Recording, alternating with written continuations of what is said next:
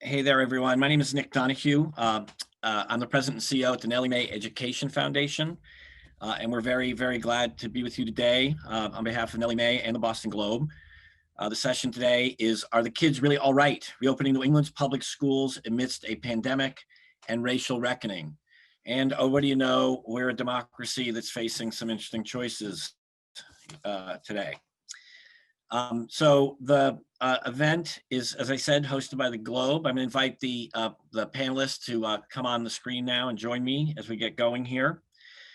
And in a minute, I will introduce them.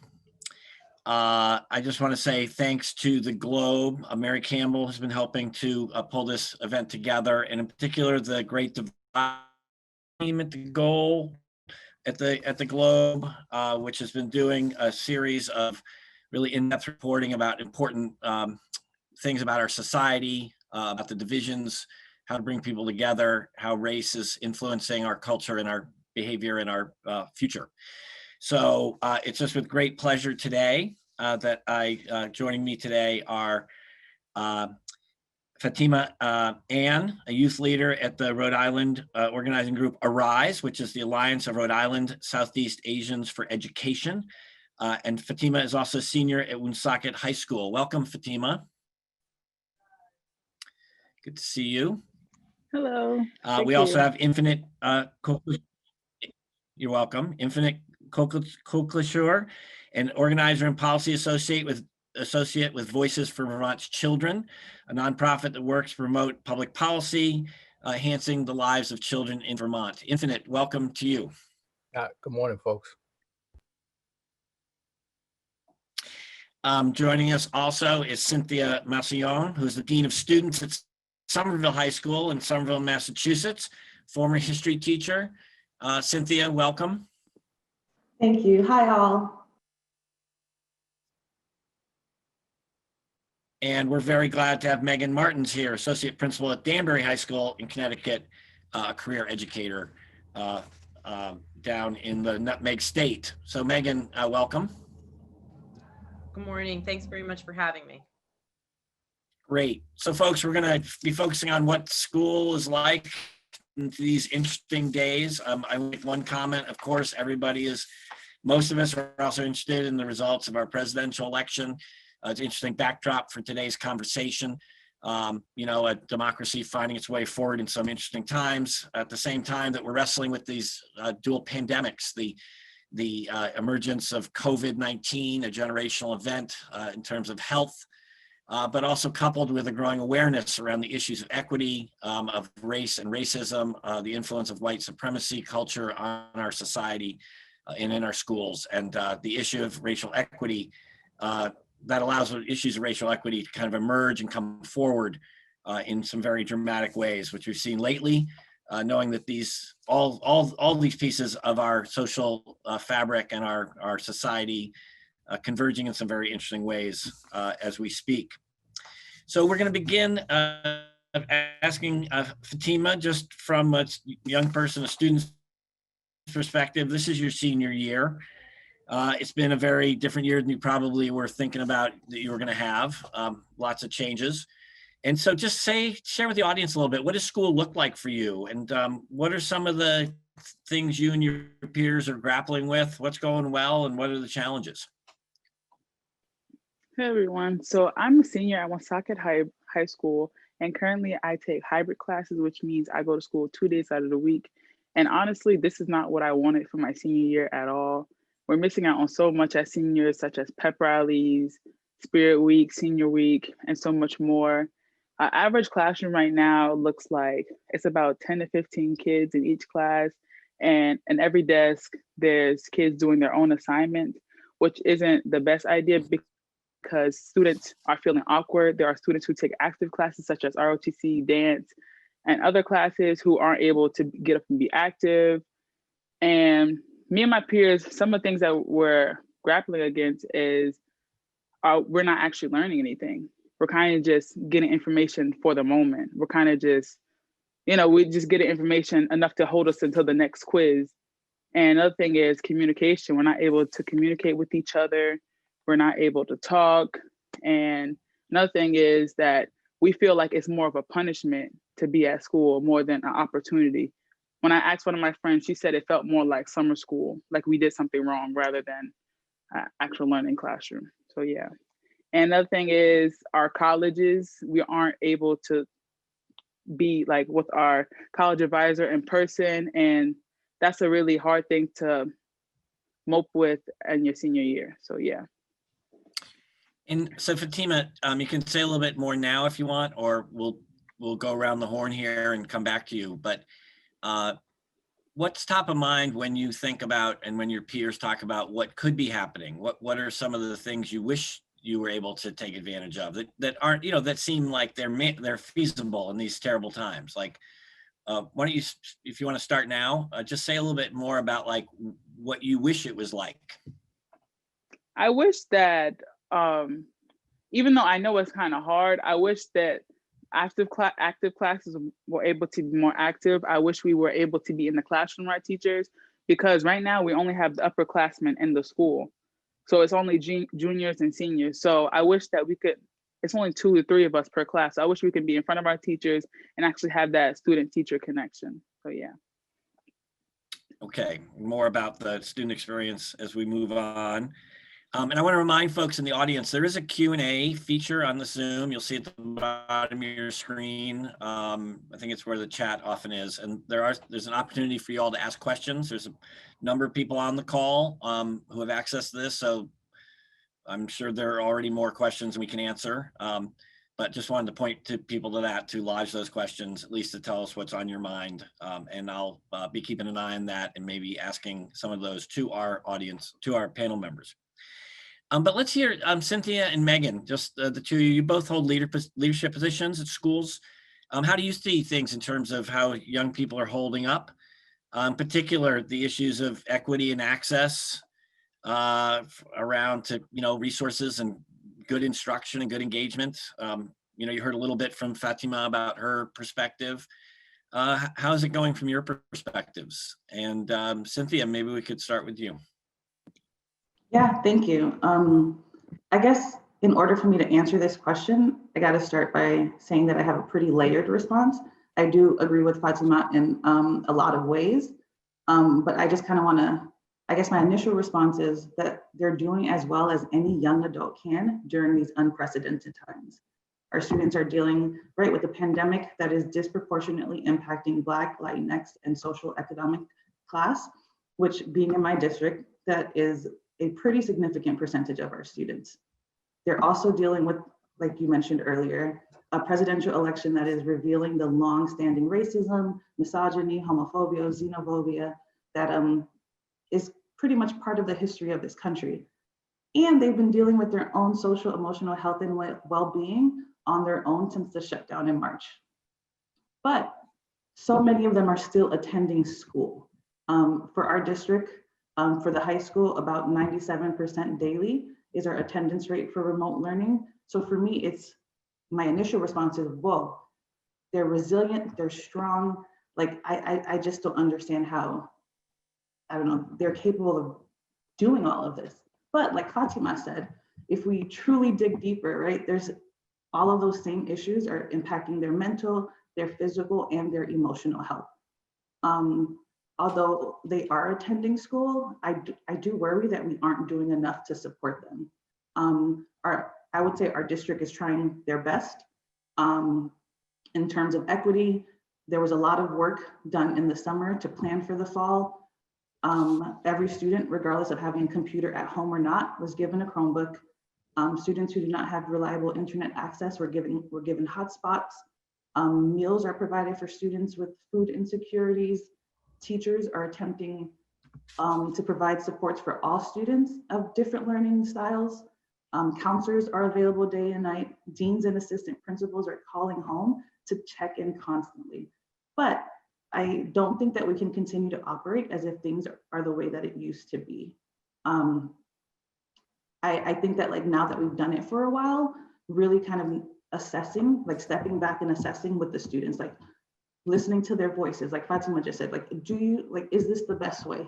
What would you suggest? And I think that's one way to have an equitable school.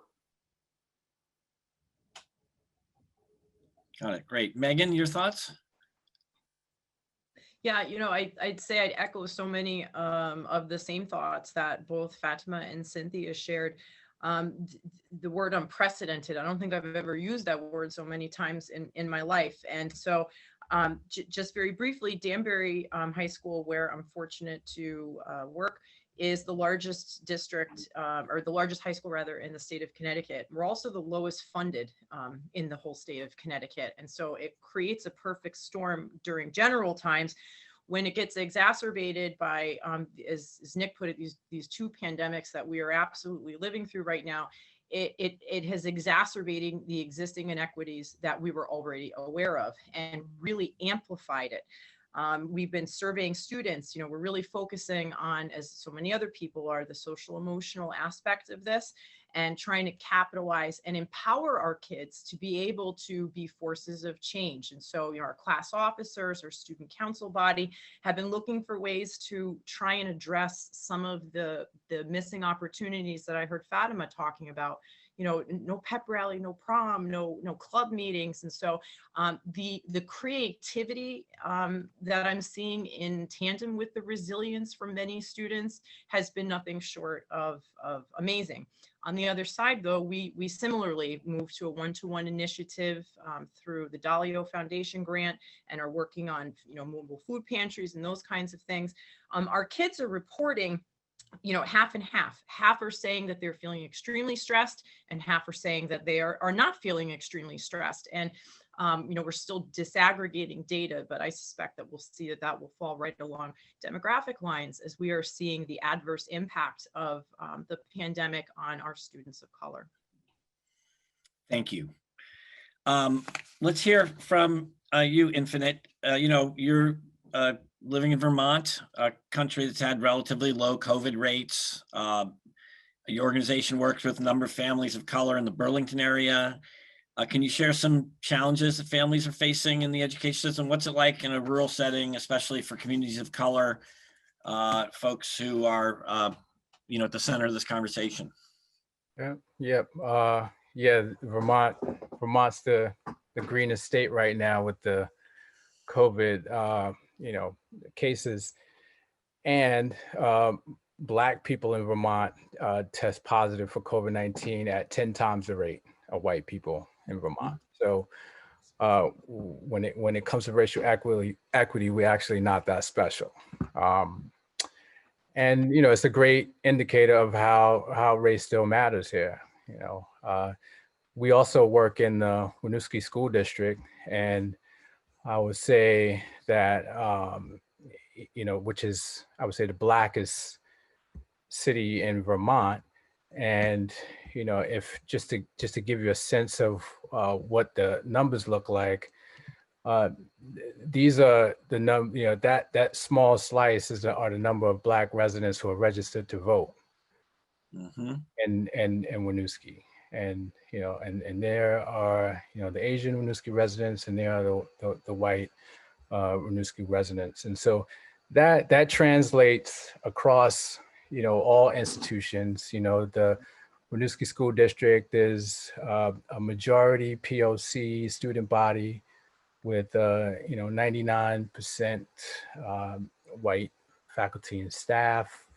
And so it's not that different. I think what makes it probably more challenging is the COVID-19 breakouts that happened in Vermont happened in Winooski. And so it's a really interesting, as you call it, convergence, right, of racism and COVID-19, because if you want to take a look at the macro level, the last time I checked, I think the top 3 COVID-19 countries were the United States, India, and Brazil. And the one common denominator there are the class and racial dynamics. The caste system that exists in those 3 countries, I think, should be telling us something about the relationship between race and equity and inequity across the world. Thank you.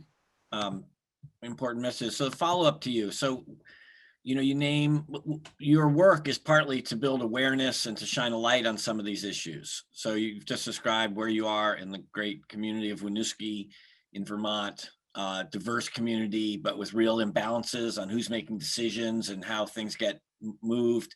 What are you learning about how to move that conversation forward in your community? Like what is working to bring these things more to light and to shine a light on them and to have the deliberations you need to? How's that work going? It is really difficult, but I think confronting our fears and really kind of understanding, you know, the difference between the central problem, the underlying problem, the related problems, like we try and break that out so we can really have a clearer understanding of, you know, and, you know, how they all work and interact and, you know, and trust.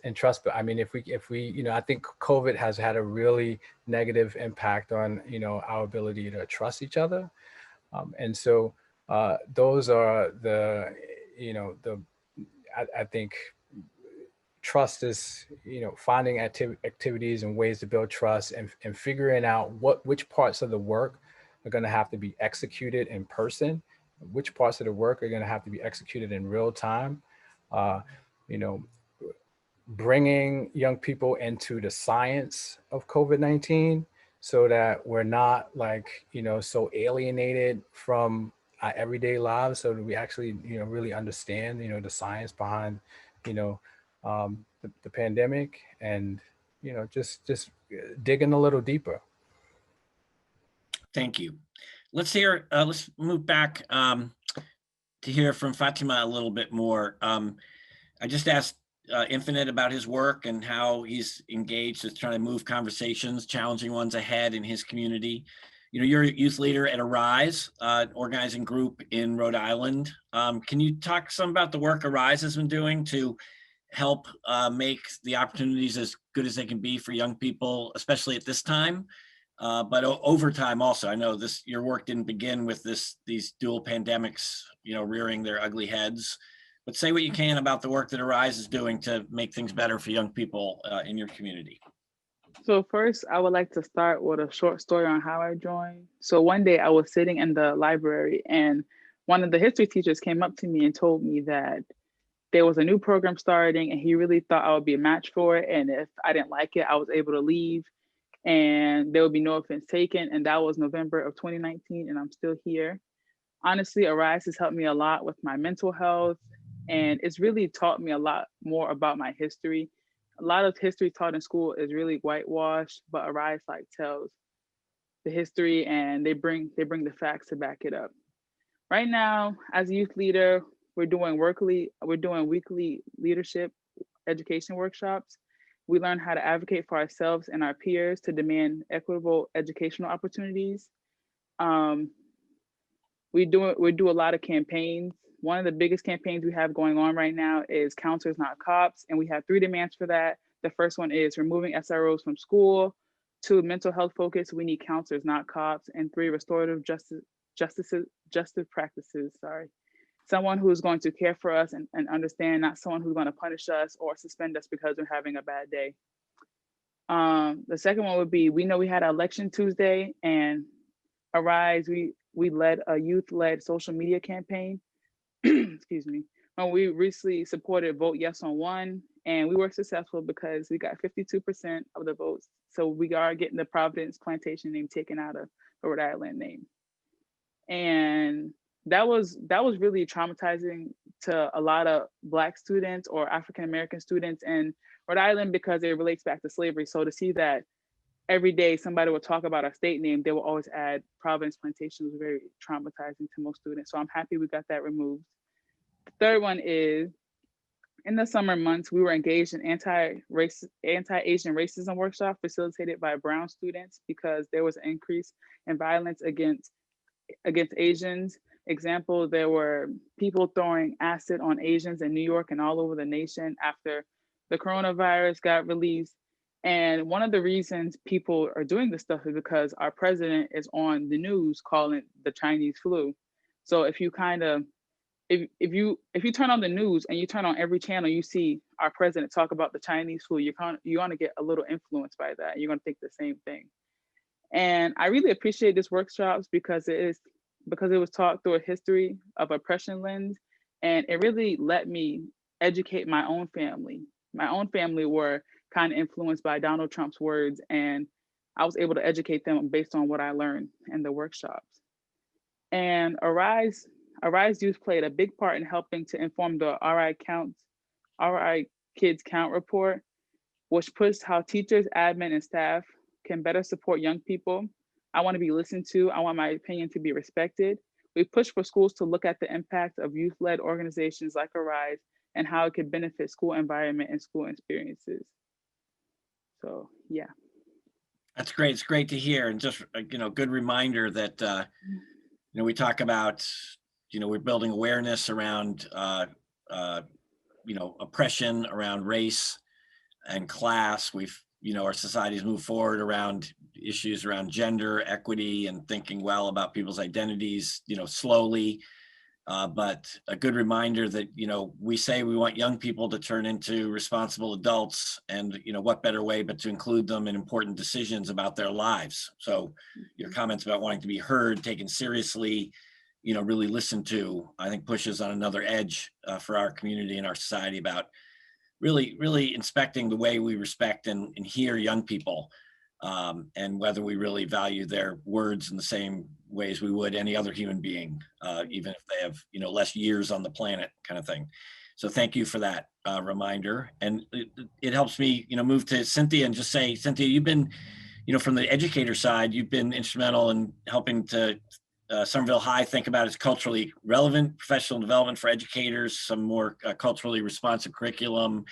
How has that work helped, you organize for against and toward the better things that Fatima is talking about? How's that work going? Tell us a little bit more about what you're up to. Of course.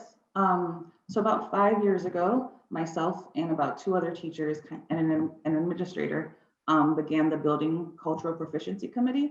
At the time, myself and one of the other teachers are both young Black teachers, and we were in the building for about 3 years. And sometimes it was the way that we were being treated as adults and as colleague members that kind of infuriated us, and was just like, hey, if you're going to treat us this way, how do you treat the kids in the classroom that look like us? So we kind of approached the administrator and the principal. We started this committee, and our goal was to ensure that students felt supported, respected, and valued, not only in the classroom, but in the entire school building and community, as well as the staff of color. This committee has transitioned the last about 2 years into now being called the Equity Committee, since a lot of our work was just revolved around creating equitable classroom strategies and access to education for all students. We now have about 12 members. We facilitate workshops and professional development.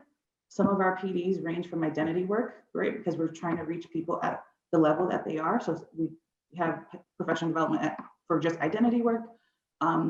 We have professional development that talks about increasing student voice within your classroom, representation in the curriculum, alternatives to authoritative discipline, and a lot more. And I feel like as if these PDs have helped teachers grow into their practice, especially in a school setting with predominantly white staff and students of color. And kind of going to that piece that Fatima just talked about, we also now have a Student Equity Committee. It's been around for about 2 years as well. And they've helped lead workshops as well. Every single workshop that we've led the last 2 years has been co-facilitated with students. They have also presented their own workshops to staff. We have the Black Student Union, who presented on their perspective of racial slurs being used while reading text in the classroom. And it was extremely powerful for the staff to hear from the students, but it also empowered them to speak their truth. I think this framework, this groundwork has really helped staff to see some students shine in a way that they didn't see them shine in the classroom, which then kind of not that they needed a reason, but just allowed for them to rethink new strategies to help engage those students, because clearly those students want to be engaged. They just weren't engaged before. So what was happening in that classroom that didn't allow them to? And it also allowed students to feel that they could advocate for themselves. It was, hey, if I'm standing up here in front of a room of 130 plus adults and I'm talking about my experience and they're listening, then I can do it in the classroom where it's my one teacher and I don't feel as if this assignment works for me, or I can go write a letter to the mayor's office and talk about this one thing that is impacting our community. So I truly feel as if it's allowed for students to grow and advocate for themselves because they've been given that avenue, and it's pushed teachers to really start to listen and change. It sounds fantastic. And let me just first appreciate your courage and the risks that come with that, stepping yourself out as a leader of color, a woman of color, having these conversations. Either for you to answer now, or I want to ask Megan something, but so I can come back to you. But what would you say, what have you learned about yourself as a leader and an educator? And what have you learned about how to move these conversations forward? I know there are a lot of people on the phone thinking the time is right to have these conversations, try to move some of these issues forward. You know, the light has been shined on these things. How can we move them forward? And you're taking steps to do something about it. And I'm wondering what you've learned about yourself, your colleagues, processes, mistakes, anything you'd say to folks who are, just wrestling with the same issues. You want me to come back, or you want to respond to that now? I can respond quickly. Go for it. I would say it's the same thing I tell my students. It's all about having radical, honest conversations. And I put that radical word in front of there because people are so afraid to engage in these. But we're all working in school communities because we truly believe the importance of education. We truly believe that these students are worthy of learning and becoming model humans in the world, right? Like, and that is our job. Like, as teachers, I want to help you learn. And I think for me, I had to approach these conversations with adults as if I was talking to my students. It took me a while to get there because at first it's like, what don't you like? Why don't you get it? You're grown, like you've gone through this process already. But once I've kind of like reshifted my thinking and knowing that, right, sometimes it's easier to get what needs to happen if I meet the educator where they are.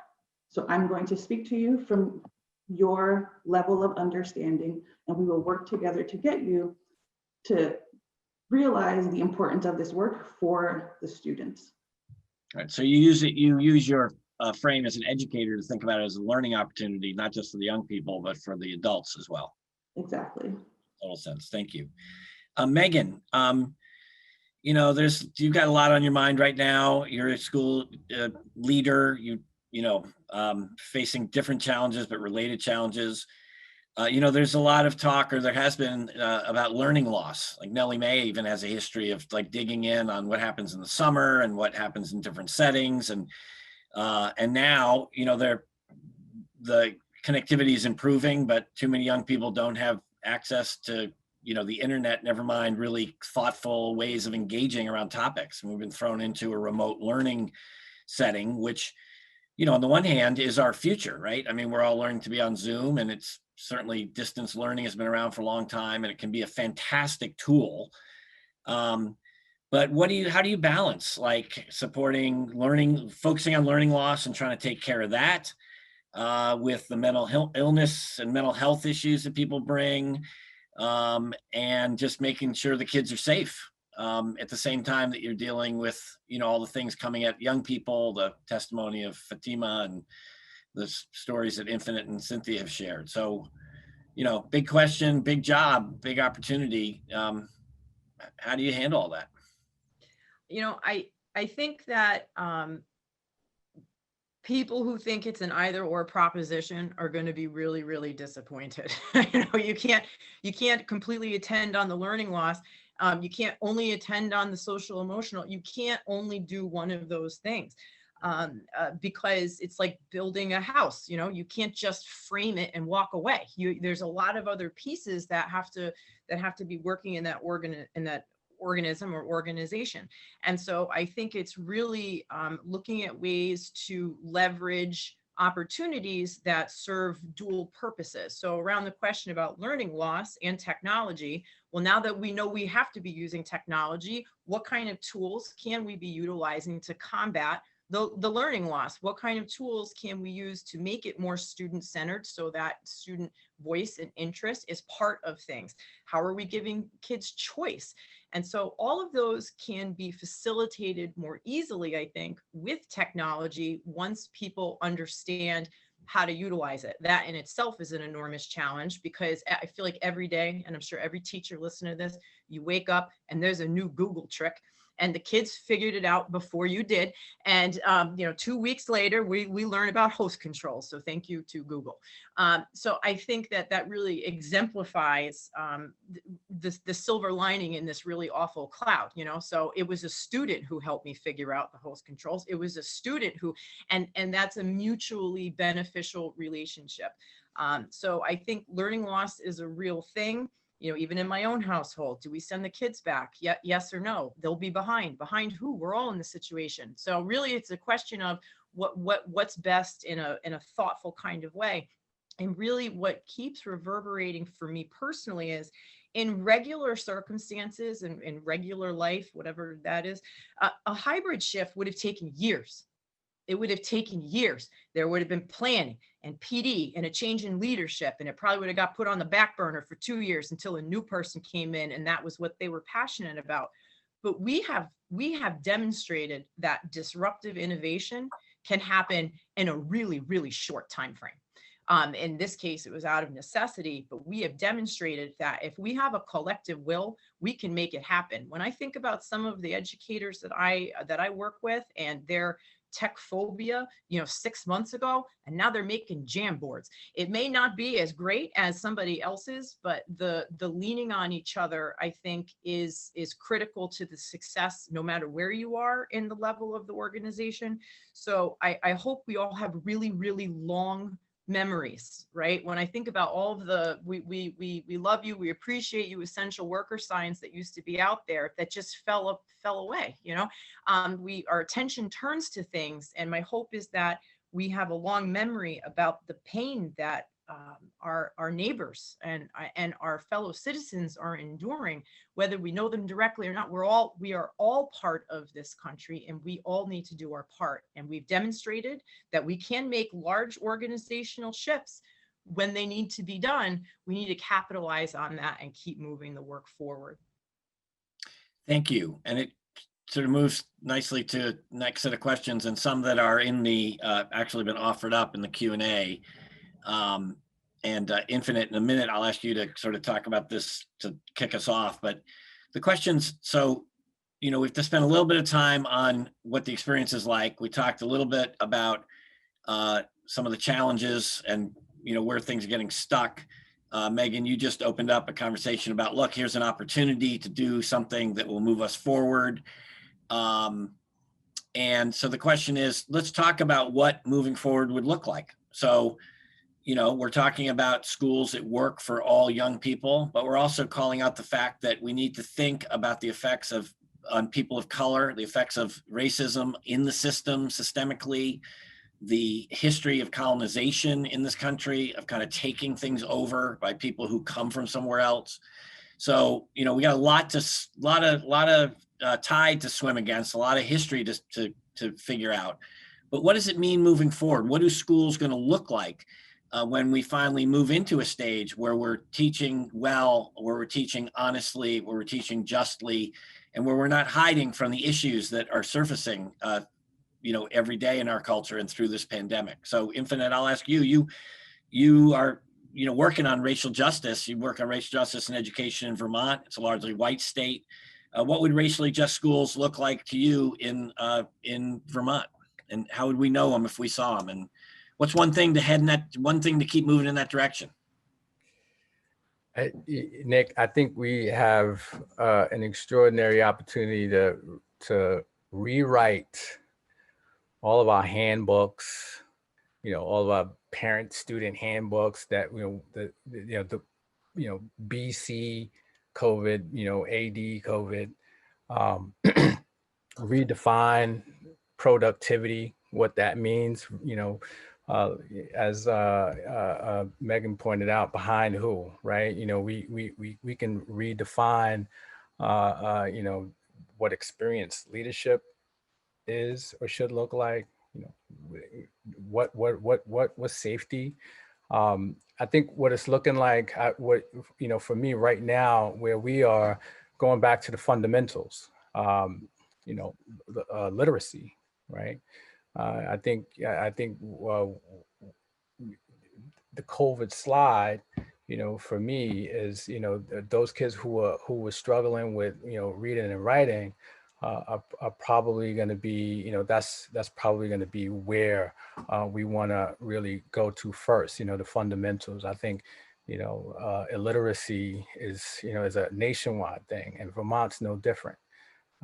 You know, I think illiteracy is connected to white supremacy. You know, I mean, if you know, if I can be empathic, you know, to those, you know, folks who, you know, sporting Confederate flags, you know, I'm not sure if they really know their history. I'm not sure how, you know, well a lot of those folks can read and write. So, you know, for me, it's really going back to, you know, some of the fundamentals. And you know, as Megan pointed out, there's no either or. If it's going to be outdoor, you know, learning, then, you know, how can we incorporate, you know, literacy and comprehension, you know, in our outdoor learning, right? You know, like, and being creative, you know, around, you know, where we are, what's accessible, you know, to us. So it's difficult in Vermont, I think, because at the end of the day, you know, there are going to have to be some really hard decisions and some bold, you know, decisions on reprioritizing, you know, reprioritizing our resources, you know, who's being, you know, supported to do the work that they're doing, you know, and how we're honoring that work. You know, that goes for, you know, all the emotional labor, you know, for folks like, you know, Cynthia, who are like, you know, taking up this work, this meta work, right? You know, and meeting people where they are.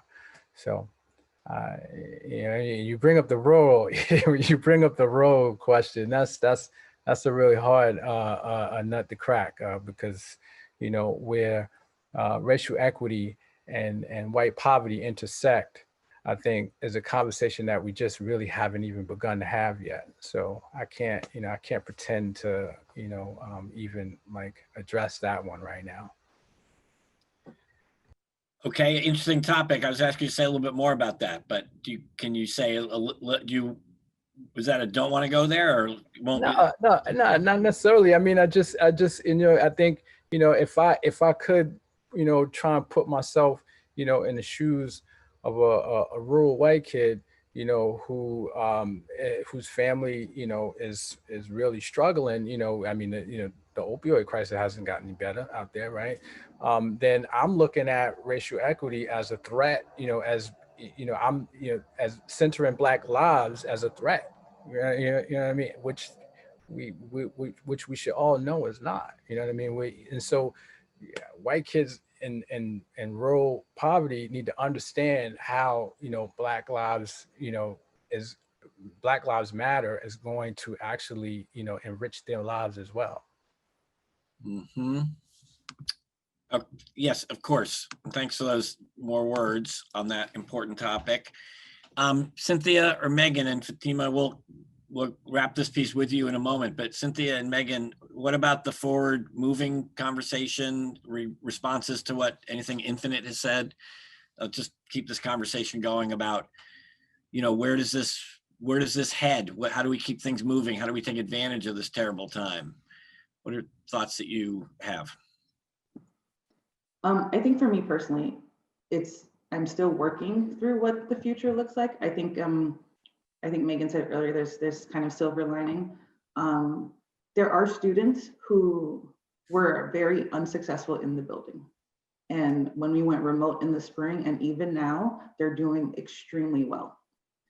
So I think continuing to give certain students the opportunity to remain at the place where they feel most comfortable, which at times is their home, to still engage in learning is something that I truly think should still be incorporated when it comes into the future.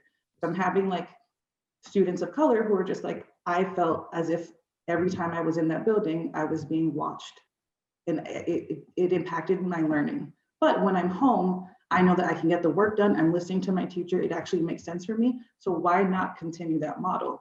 And I think that, and like going back to who are these students being behind? What does behind even look like? Why does education or schooling must be confined to this one building? There is a way to kind of create models where it fits best for certain students. We do it in our classroom, right? We talk about choice, and that's how we engage students. So why maybe a future framework is providing choices for families and students that work best for them. Is there a social aspect that still must be a part of it? Yes. And I think those students will still agree that like they want to be with their friends, they want to engage in those activities. But I'm sure the way that we were able to kind of create the schooling system for the fall, I'm sure if we spent some time really kind of delving and thinking about the future, I'm sure there's a new model and a new way that we can go forward. Great. But I So do think choice is important. thank you. So one of your insights is this crisis forced us into thinking about different modes and different ways of connecting kids. Some of them work out better for some. Why not hold on to those? You know, don't just lose all the benefits we've discovered through these challenging times. Which is, you know, there's work around the country around trying to make schools a little more customized, a little more meet the kids where they are. Nellie Mae's history around student-centered personalized learning was all about trying to open up the sort of rigid one-size-fits-all approach to learning. And it sounds like you're reinforcing some of those notions. Exactly. So Megan, you reply, same kind of question. How do we keep this moving? What do we take advantage of? Fatima, in a moment, you know, I know Cynthia made comments about students and how they're experiencing this. Obviously want to hear your perspective. Megan, what would you add to Cynthia's comments and Infinites?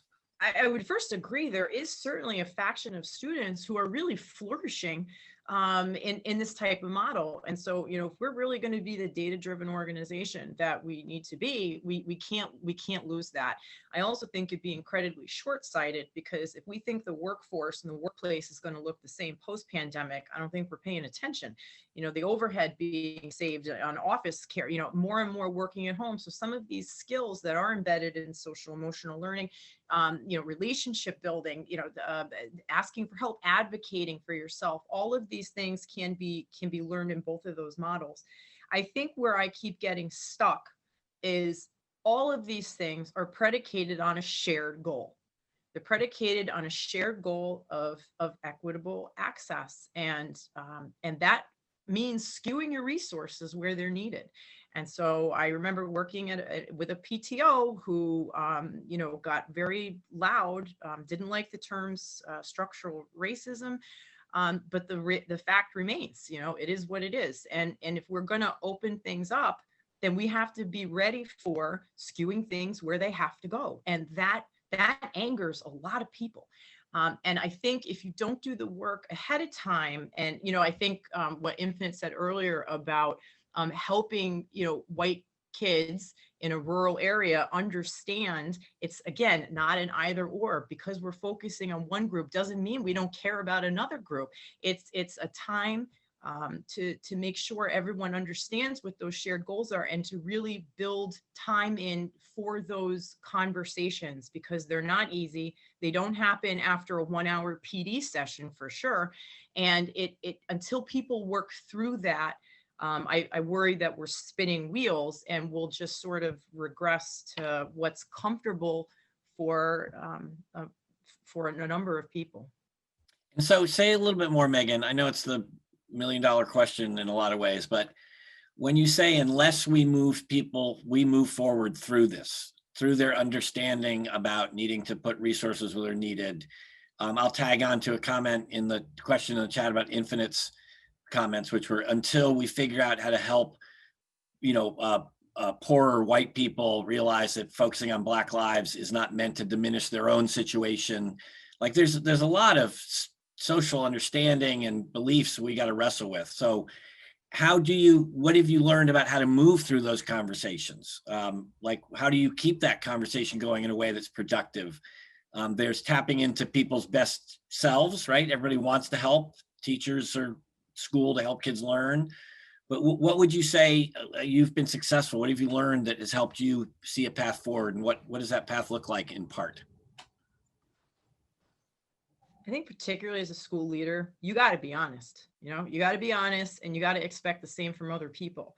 And so we started conversations when we began working with Nellie Mae around our equity policy and some of the work that we engaged in around that. I'll never forget sitting with a teacher, and she was, she'd been teaching 35 years and she loved kids and she loved her content. And she just said, I just don't see color. And she's wearing it like a badge, And so this lady didn't understand the impact of her words.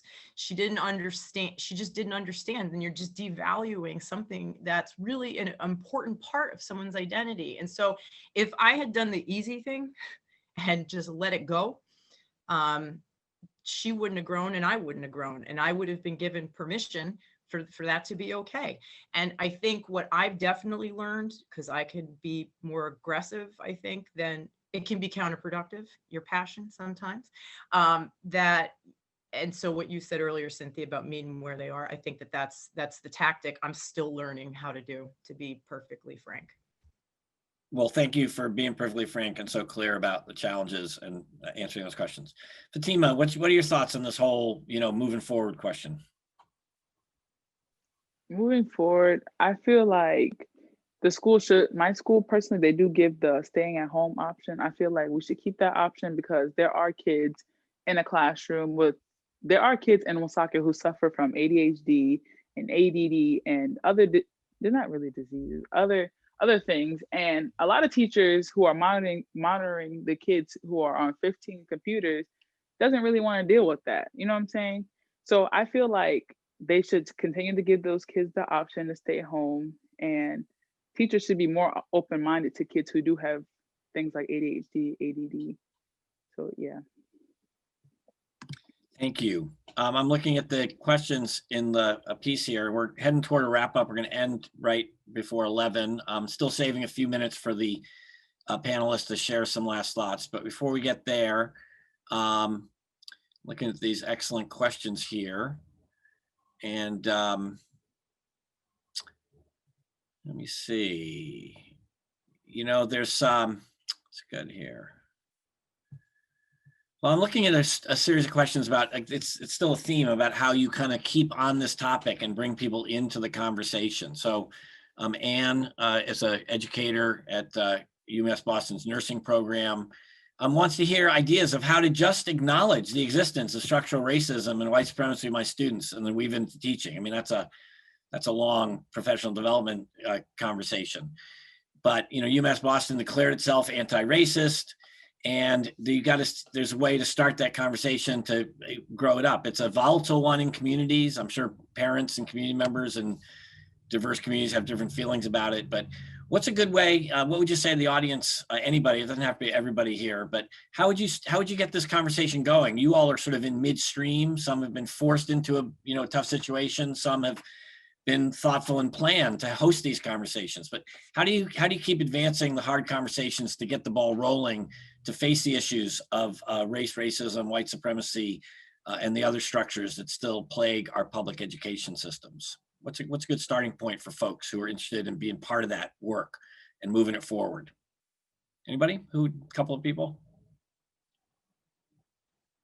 I think that when you are in a leadership position, there are a lot of levers that can get pulled that sometimes we overlook. And so, for example, every school district has to have improvement plans, and districts that are really looking to move those forward, connected to things that count, that matter, like teacher evaluation processes. And so, for example, if I know that we're going to be focusing on relationship building, understanding student background, where are they coming from, then my job as an administrator is to say, okay, that's going to be our school goal. And this is the PD or the professional development, the coaching, the resources that we have to help you improve in this, and this is how I'm going to hold you accountable for continuing that conversation. So there's that kind of lever piece. I think there's also a feedback loop where if it's a standing item on an agenda, it's something that people come to expect is not going away. It's not a hold your breath and then this too shall pass. It's a, we're going to keep at this. And I think we have to model that, and we have to look for organizational opportunities that matter to everybody and capitalize on them wherever we can. Great. And then thank you very much for that very focused answer. And Infinite, you put something in the chat about Title I. Yeah, I mean, yeah, most of our schools are still, in the Title, we Title I schools, and we that's an opportunity for us to bring a discussion around, centering educating Black lives and racial equity into the Title I discussion, and how districts are going to decide to distribute those resources. Good, so a very actionable way, because there's real dollars there that demand some conversation and evidence of that conversation. Thanks. Other thoughts about, getting this started from the educator perspective, administrators, or students? Cynthia, any thoughts following these lines? Yeah, I would say, I think equity right now is such a big buzzword, and knowing that there are all these organizations that are out there, in order for our equity group to start in the beginning, we collaborated with like Facing History and ourselves, and they came in and there was some like training there. I think really making sure that like you're reaching out to some of the organizations like Nellie Mae, like that are already doing a lot of the work, and kind of like bringing that in after you do the data. I think right when education, we're very much data driven. So if there's that feedback loop of student surveys, and students are continually saying how they're not feeling supported, they're not feeling as if they're being heard, seen, valued, or even protected in the classroom, then that is when you use that data to say, we need to do this work. And I just can't see leadership ignoring the data. Yes, and in the chat, there's a piece about, someone asked a question about, wouldn't this, the kind of, meeting kids where they are and letting some kids stay at home because it's easier for them, wouldn't that lead to a sort of a segregated system? And then there's a follow-up from Jennifer Wood, who says, yeah, but doesn't that sensibility that young people of color are having about the safety of being at home, doesn't that tell us something about what needs to happen at school? So there's lots of different data, including the reports from our young people about the relief some of them feel at not being in institutions that where they don't feel respected or safe. So thank you for that.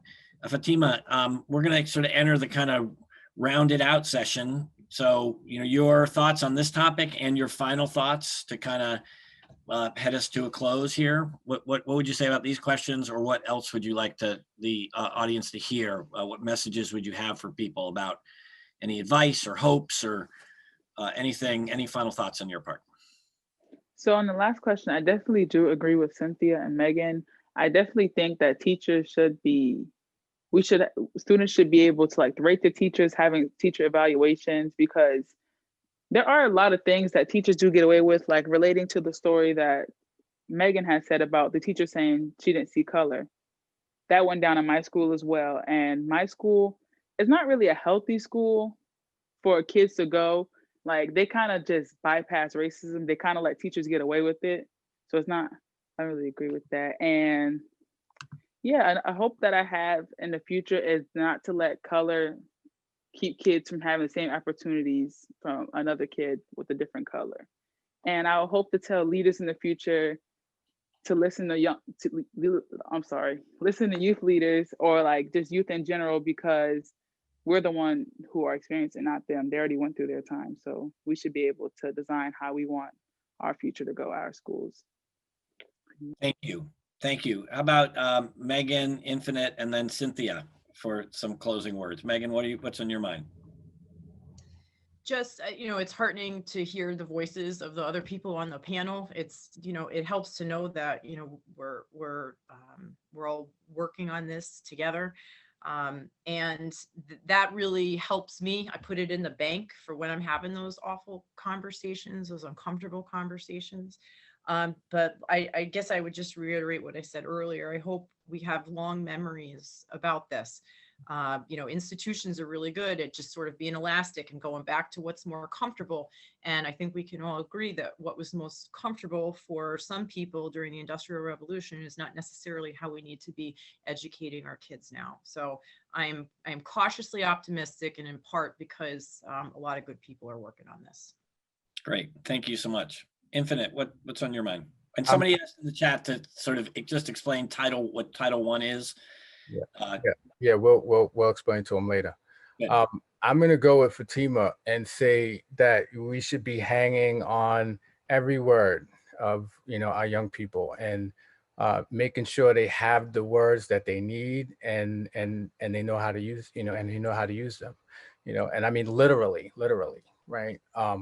And in the indigenous people here in Vermont, the Abenaki tradition, there's 7 directions: east, west, north, south, up, down, and inside, internally. And so that, that is the direction where all of us need to go, where I think all of us, really need to think about going, and, figuring out where we are and who we really are. Thank you. Cynthia.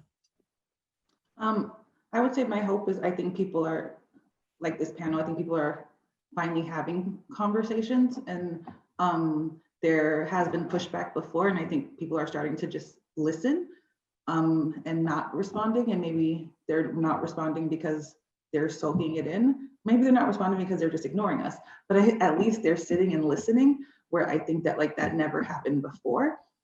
So if my hope is that can continue, and then that the listening and the hearing can eventually very soon turn into action, especially within re-envisioning what school looks like for our students in the future. Thank you so much. Fatima, just you went first in this last round. I'm gonna give you the last word, just because a lot of emphasis on youth voice and listening. So you might not have anything else to add, but if you do, love to hear anything more from you.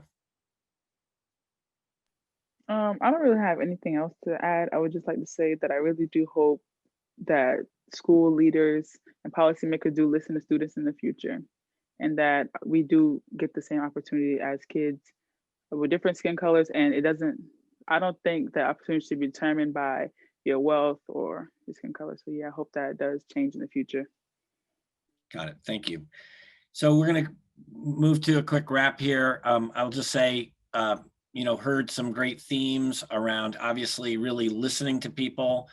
Here we have this dramatic set of events that on the one hand raises up these gigantic challenges in any context, but also illuminate the issues of the disparities in our system, the differences in resources, the things that affluent white communities can do that can't happen in lower income communities and in communities of color.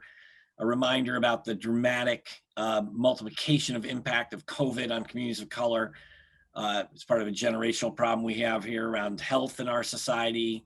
The good news, it's not good news or good news, bad news, but it's this dramatic situation allows us to focus on these huge issues we have as a society. And will we be able to take advantage of this moment to keep the good things going, to face ourselves, to build bridges, and to really speak truth about how different people get treated in our communities. And in this case, communities of color, young people of color. We have a lot to face as a country. It's a journey a lot of us are on, trying to pay more attention to. I just can't thank you all enough for your good service, your efforts. I think it's, I can hear the heroic stories, the efforts you put into facing challenges, taking risks, and making a difference, and standing up for what is right. So it's been a pleasure being here with you. I want to thank the audience for leaning in. There will be a recorded version of this event sent to everybody who RSVP'd. And again, just want to thank the folks on the panel, the thousands of other educators, activists, and young people who are working on this in our region and around the country, in New England, around the country. And finally, just thank the Globe for its vigilance and attention to issues, and shining a light on things that really matter, and bringing people together to learn and discuss them. So with that, I'll close the event and say thank you very much. Thanks to everybody. Thanks to the Globe.